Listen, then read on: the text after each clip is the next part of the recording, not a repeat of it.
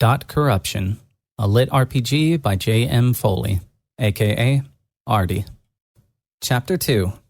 Who are you? Darkness, then light. Not the soft glow of a sunrise or the buzz of a monitor. The light is perfect, clinical, untouchable. Initializing neural sync. User unknown. Status access granted. Welcome to Aethera Online. A low pulse hums through my head, not painful, just there. The darkness fades, replaced by an endless white space, clean, empty, horizonless. In front of me, glowing UI panels begin to slide into place. No music, no avatars dancing in the background, just silence and the quiet click of options waiting to be selected. Enter your name. A blinking cursor. I hesitate for a second, then type Echo. Name accepted. Proceed to race selection. Choose your race and gender. 6 models shimmer into view, rotating slowly in a wide arc around me. Human. Balanced and adaptable. Jack of all trades, master of none. Recommended for new players. Elf. Graceful, long-lived, highly attuned to magic and finesse. Lower physical resilience, bonus to mana regeneration and ranged accuracy. Dwarf. Hardy, proud, and compact. Naturally resistant to physical damage and environmental hazards. Bonus to mining, armor crafting, and fortitude. Gnome. Small, nimble, and clever. Naturally gifted with magical constructs and tool-based classes. Bonus to magic tech affinity and pet control. Nikari. Agile, charming, and evasive. Feline features with heightened reflexes. Bonus to evasion, stealth, and charisma. Drakari. Descendants of ancient dragon blood. Tall, horned, and imposing. Bonus to elemental resistance and melee burst damage. They cycle slowly in front of me. Subtle animations, idle breathing. One of the gnomes sneezes and falls off their platform. I blink. It resets. The models don't look generic. They look lived in. Many players waste stats or min-max their characters. I generally go with a vibe that I feel fits me. Human male. It feels right. Familiar. Choose your subrace. Mainlander. Traditionalist strongholds and knightly orders. Mountain folk. Harsh winters forge hard people. Southerner.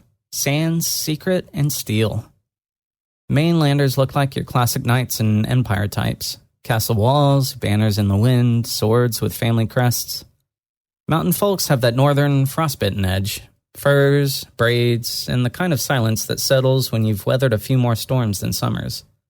And Southerners, robes, curved blades, desert glass jewelry. The kind of people who walk through sandstorms like they're just going home. I'm a sucker for traditional fantasy. Nordic and desert aesthetics are cool, but sometimes you just want to be the knight in shining armor.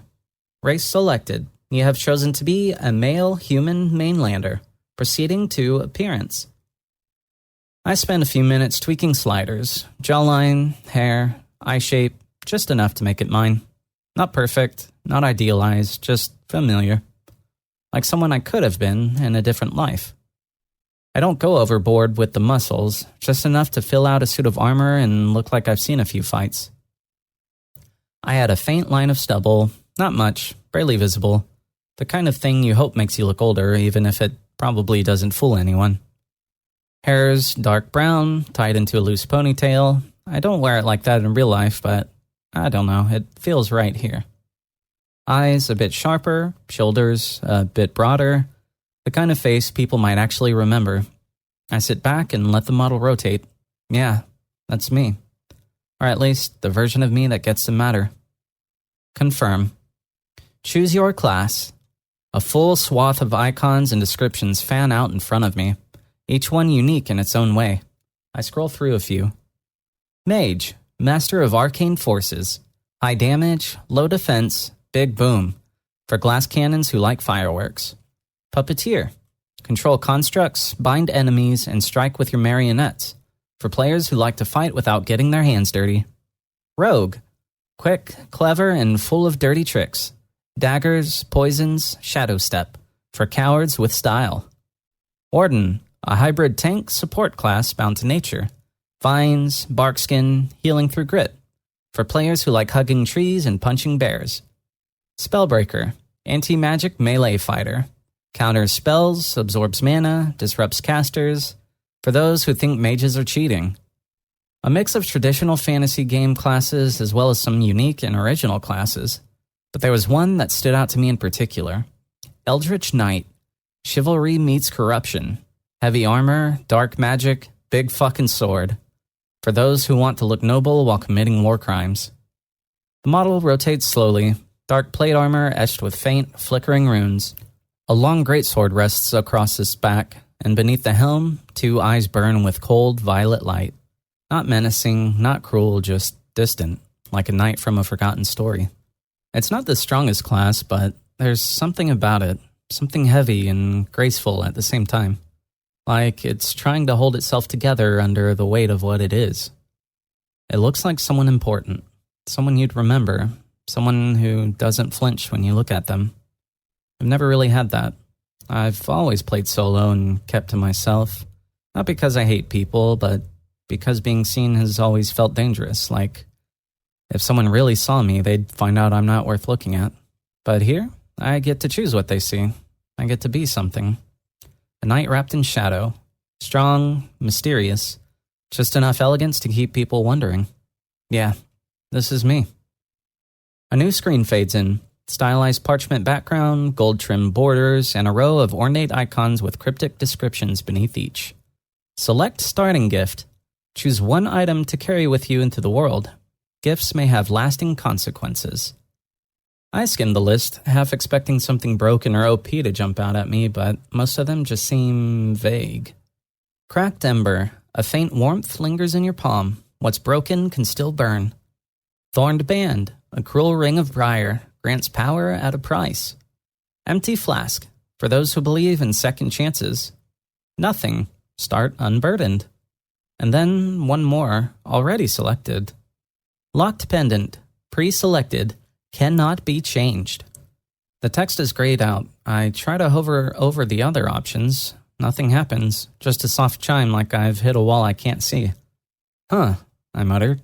Weird. I tap the pendant icon, a brief shimmer flashes across the screen, then a small 3D model of the item rotates slowly in the center. A silver locket, oval-shaped, clean and simple, but old in the way heirlooms are. There's a strange symbol etched into its face, a smooth silver circle woven perfectly into a sharp black square, like 2 puzzle pieces clicking together. At their center, where the lines intersect, a tiny prism catches the light, shifting faintly between colors. Almost like it's breathing. The tooltip doesn't say what it does. Must be a class thing, I say aloud, even though it feels like a guess I don't quite believe. Or a pre-order bonus? Some kind of event item? Maybe it's just cosmetic. The game doesn't seem to care what I think. I click confirm one more time. Gift assigned. Initializing dive. The UI fades out, the music shifts, gentle strings with a low thrum beneath it, like something waiting to wake up. Here we go. Thank you for listening. If you want to read ahead, you can find the link to my book on Royal Road in the video description. If you're enjoying the story, please feel free to leave a comment and tell me your thoughts. If you like my way of storytelling, please subscribe to my channel. I'll be writing and uploading more chapters and stories soon. Thank you so much for listening.